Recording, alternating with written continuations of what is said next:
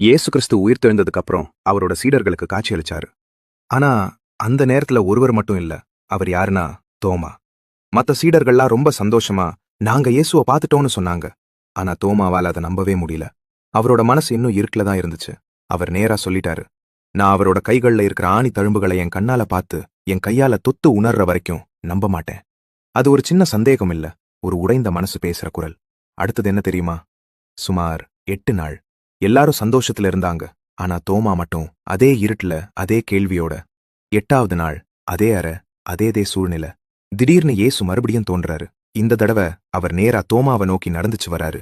தோமா, இங்க பாரு, என் கைகள், தொட்டு பார். அந்த ஒரு நொடி தோமாவோட எல்லா சந்தேகங்களும் சுக்கு நூறா உடைஞ்சிருச்சு.